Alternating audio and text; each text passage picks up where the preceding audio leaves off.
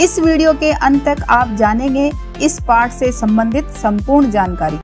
नमस्कार सभी को, हिंदी कला केंद्र में आपका स्वागत है। अगर आप इस चैनल पर नए हैं तो पहले इसको सब्सक्राइब करें व बेल आइकन को दबाना ना भूलें ताकि नए वीडियो का नोटिफिकेशन सबसे पहले आपको मिले।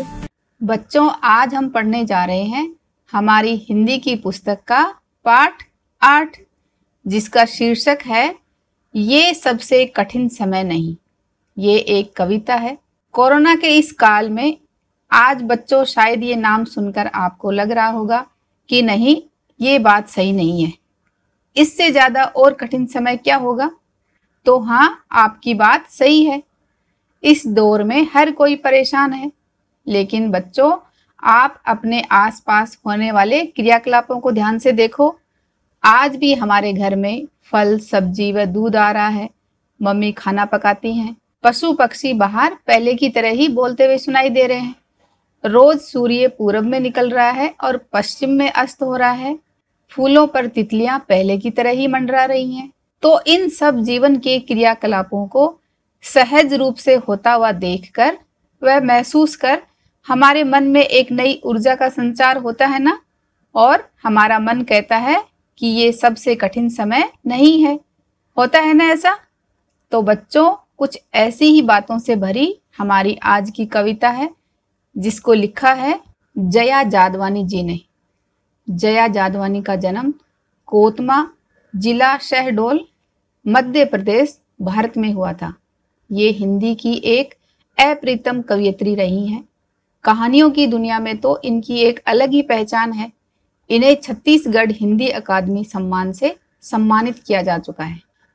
सबसे पहले इस कविता का सस्वर पठन कर लेते हैं। नहीं, ये सबसे कठिन समय नहीं, अभी भी दबा है चिड़िया की चोंच में तिनका, और वह उड़ने की तैयारी में है। अभी भी झरती हुई पत्ती थामने को बैठा है हाथ एक। अभी भी भीड़ है स्टेशन पर, अभी भी एक रेलगाड़ी जाती है गंतव्य तक, जहां कोई कर रहा होगा प्रतीक्षा।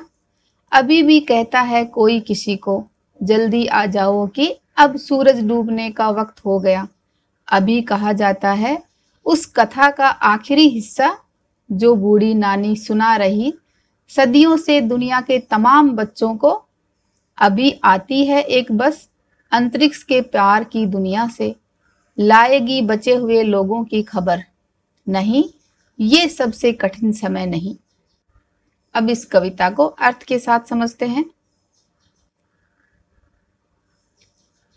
नहीं, ये सबसे कठिन समय नहीं। कठिन का अर्थ तो आप जानते ही हो, मुश्किल।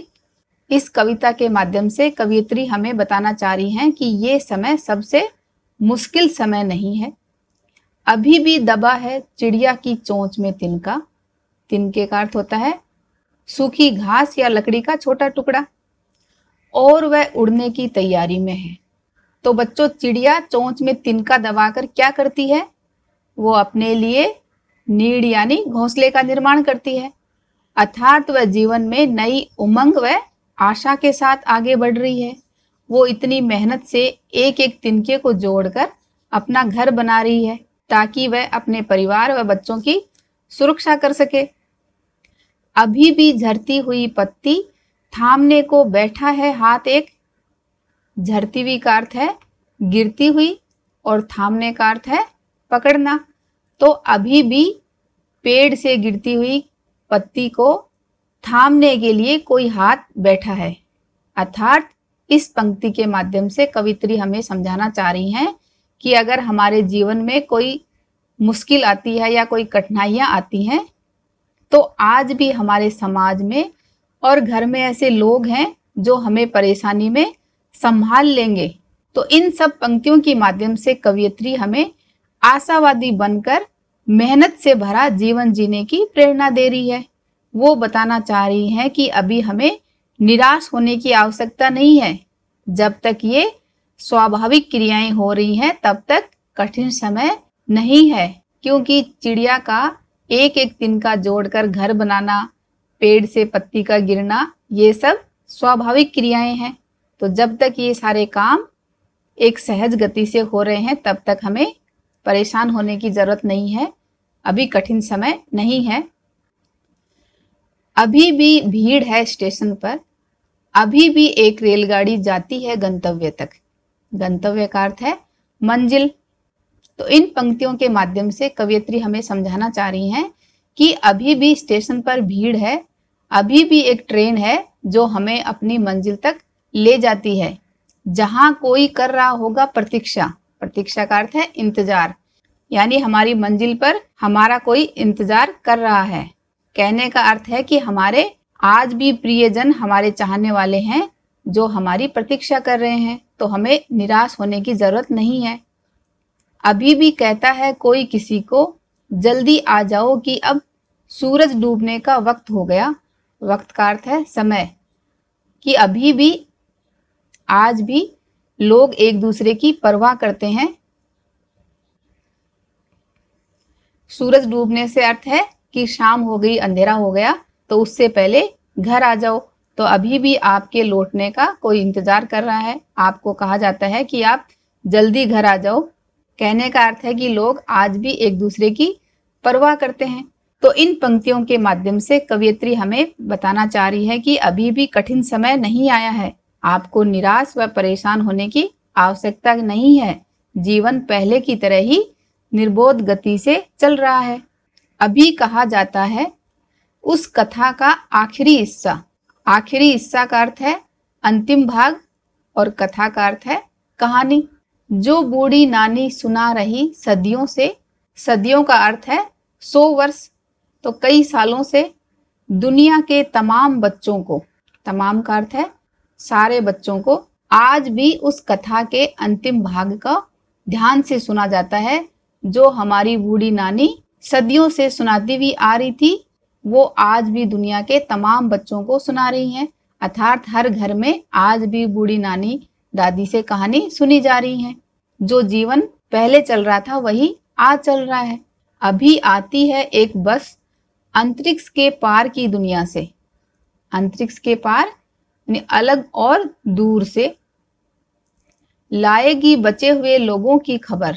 नहीं, ये सबसे कठिन समय नहीं है। इन पंक्तियों के माध्यम से कवयित्री बताना चाह रही हैं, एक बस है जो अंतरिक्ष के पार की दुनिया से बचे हुए लोगों की खबर या उनके समाचार लेकर आती है। अर्थात जो परंपरा सदियों से चली आ रही है वो आज भी निरंतर उसी गति व भाव से चल रही है। हमें निराश होने की जरूरत नहीं है। जीवन में आशावादी बनकर ये सोचना है कि अभी कठिन समय नहीं है। अब इस कविता के भावार्थ को देखते हैं। इस कविता की कवयित्री जया जादवानी है। कविता के माध्यम से वो हमें जीवन में निरंतर आशावादी दृष्टिकोण के साथ आगे बढ़ने का संदेश देना चाहती हैं। उन्होंने हमारे आसपास घटित होने वाले कई उदाहरणों के माध्यम से हमें समझाया है कि जब तक हमारे आसपास की सभी क्रियाएं स्वाभाविक और सहज गति से हो रही हैं, तब तक सबसे कठिन समय नहीं है। अर्थात भले ही हर तरफ अविश्वास, निराशा, अंधकार छाया हो, लेकिन हमें आशा का दामन थामे हौसले को बनाए रखते हुए जीवन में निरंतर चलते जाना है, क्योंकि ये सबसे कठिन समय नहीं है। अब इस कविता के अभ्यास प्रश्नों को इसके भाग 2 में करेंगे। अगर हमारे वीडियो बन ही रहे हैं आपके फेवरेट, तो फिर क्यों ना करें इनको लाइक, सब्सक्राइब और रिकमेंड। हमें और बेहतर बनाने के लिए आप कर सकते हैं कमेंट। धन्यवाद।